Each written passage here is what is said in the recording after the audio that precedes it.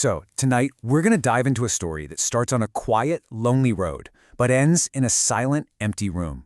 It's this really chilling account of how one man's life was just completely taken apart by something that, doctors couldn't explain and logic couldn't even touch. Let's get into it. This one sentence, spoken by his wife, Nidhi, is really the heart of the whole nightmare. Aditya, the husband she knew, the man she loved. Yeah, he came back from a trip, but he brought something back with him. An unseen guest that was about to change absolutely everything. Okay, so who was this guy, Aditya, before all this chaos? Well, from every account, he was just a regular guy, a successful IT manager. And his one big passion, his escape from the 9-to-5 grind, was taking his motorcycle out for these long, solo rides on weekend nights. Just him, his bike, and the darkness. And this is the part that gets me, how unbelievably normal it all was at the start. He's out on a ride, middle of nowhere, and he pulls over for a quick snack. He just opens a box of sweets and has one. That's it. A totally innocent, throwaway moment. But in this story, that simple act, in exactly the wrong place at the wrong time, well, it turned out to be an invitation he never knew he was sending. The fear doesn't just hit him like a truck. It creeps in. First, it's just a feeling, The bike suddenly feels heavier, like he's got a passenger. He keeps checking his mirrors. Nothing's there. Then, out of the corner of his eye, he sees a figure on the side of the road. But when he looks properly, it's gone. Finally, this deep, unnatural exhaustion just washes over him.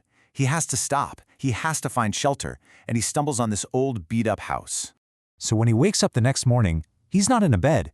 He's on the hard ground by the side of the road, aching all over. And the house he remembers taking shelter in, it's gone. In its place are just these crumbling old ruins, like the building fell down ages ago. And then he catches his reflection in his bike's mirror and sees it, a smear of dark ash right across his forehead. Aditya just floors at home, right? He's completely shaken, but he doesn't say a word about what happened. He's probably thinking it was just a bad dream. Maybe he was just exhausted and hallucinated the whole thing. But the real nightmare, that was just getting started. And it had followed him right through his own front door. The change in him was, wow. It was night and day, and it was terrifying. The guy who loved riding at night was suddenly scared of the dark. The biker who lived for the open road wouldn't even touch his motorcycle anymore. His calm, loving personality? Gone.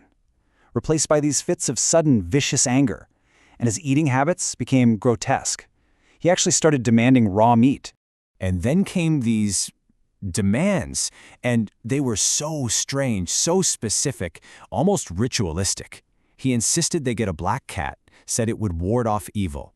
He wanted lemons cut up in front of their religious idols. He became obsessed with eating the meat of a black chicken. And his family, he started lashing out at them, even his own parents, with this vile, hateful language. But the absolute most chilling part? The voice. A voice that was not his started coming out of his mouth. And it didn't talk about his life or his problems. It talked about revenge. This wasn't Aditya's anger anymore. This was the rage of something else. Something using his body as a megaphone to settle some ancient score.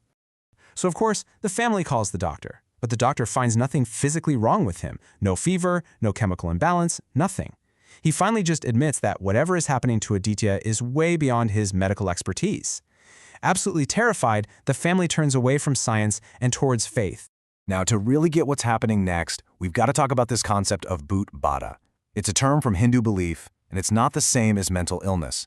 It describes a spiritual problem, when a hostile, wandering spirit latches onto a living person and just causes absolute chaos and suffering. And that is exactly what Aditya's family was now convinced they were dealing with.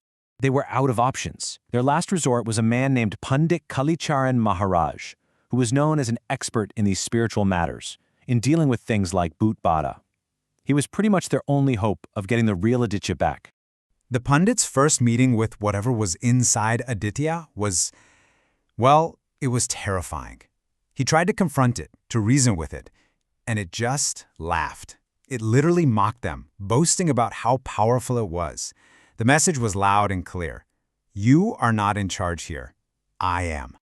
The Pandit realized immediately that, a simple prayer or a chant wasn't gonna cut it. This was going to be a battle. A direct all-out confrontation to forcibly kick this thing out of Aditya's body and hopefully save his soul. So, the pundit laid out a very clear step-by-step strategy. First, they'd isolate Aditya to try and weaken the entity's grip. Then, they had to go back to the place where it all started, that deserted road. Once there, they'd perform a powerful fire ritual called a Havan to force the spirit to show itself, and finally, try to offer it a way out, a path to peace.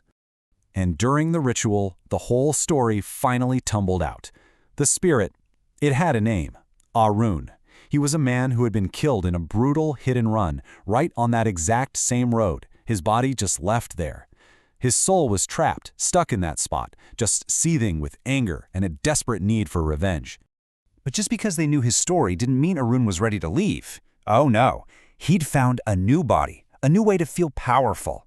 When the Pandit tried to negotiate, Arun's response was just chilling and final. Now this body is mine. The fight was officially on.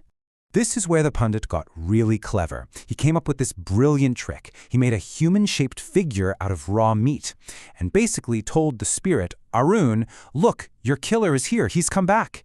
And Arun, just consumed by pure rage, lunged at the effigy to destroy it, and in doing so was tricked into taking part in the very ritual designed to set him free. And incredibly, the ritual worked. The spirit of Arun was finally freed from its earthly anger.